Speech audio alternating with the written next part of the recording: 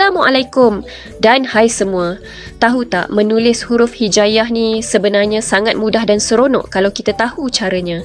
Hari ini, jom kita belajar cara yang betul untuk menulis huruf yang seterusnya, iaitu huruf Ain. Dah sedia semua? Jom kita mula. Caranya, mula-mula kita buat kepala melengkung yang kecil di atas garisan. Pusing dari kanan ke kiri. Kemudian, dari hujung kepala tu, kita pusing balik ke bawah menembusi garisan untuk buat perut melengkung yang besar. Huruf Ain ni tiada sebarang titik ya? Nampak tak? Dah siap satu huruf Ain yang kemas dan cantik. Jom, kita cuba sekali lagi untuk bagi lagi mantap.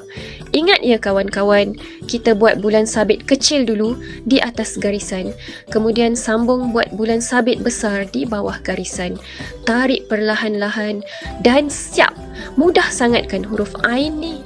Jadi, jangan lupa ambil kertas dan pensel untuk praktis banyak-banyak di rumah tau.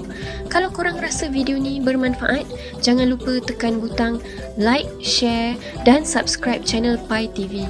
Jumpa lagi. Assalamualaikum.